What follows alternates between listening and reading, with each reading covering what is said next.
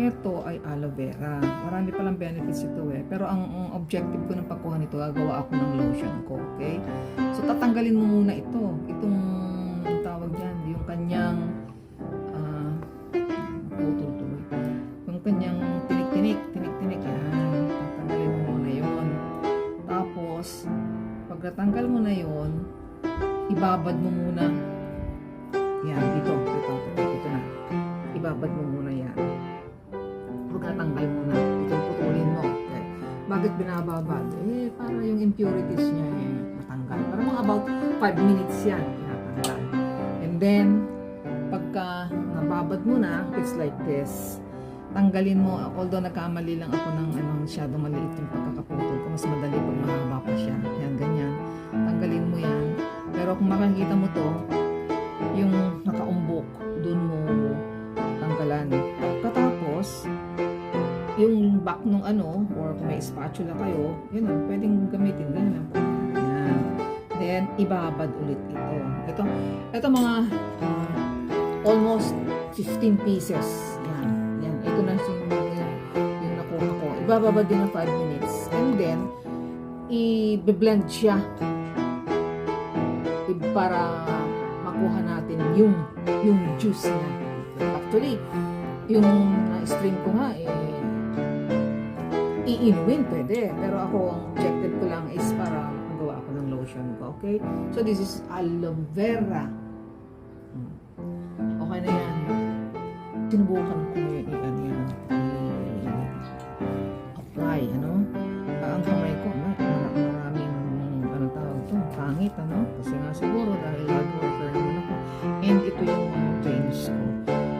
So, gagamitin ko siya for how many days siguro. Tignan ko kung mag-i-improve, kung itong, yung veins na yan, kung mag-improve siya na mag-flatten kaya. Experiment ko. Pero maganda daw talaga sa skin. Tsaka,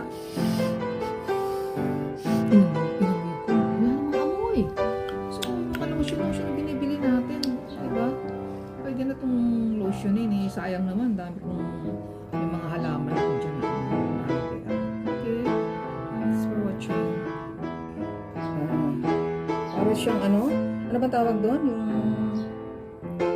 Yung kinakain natin. Siya, madulas. So, ito, i-blender ko. Okay? So, 15 pieces. So, 15 pieces. I-blend ko lang siya. Okay? Pag blended ko na siya, hindi ko naman lahat gagamitin muna. So, magagamit ko daw, i-freezer siya. I-freezer siya. So, di ba meron ginagawang lotion talaga. Merong lotion na nabibili. I forgot the name of that lotion. So, ito po iyon. So, i-blender siya ng ilang minuto. Siguraduhin na walang green.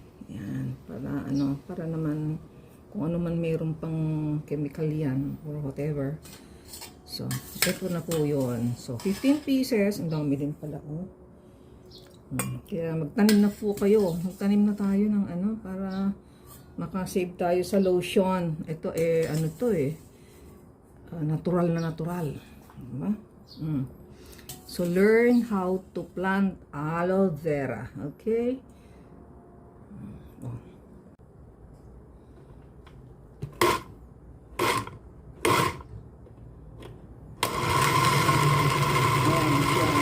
Bigyan siya hanggang sa mag-ipipay na lahat. Okay. Pero naman ilang minutes din. Actually, yung na-stream ko, pagkatapos ng pwede nang inumin. Pero, gagawin ko lang din siyang lotion. Okay. So, ilang minuto.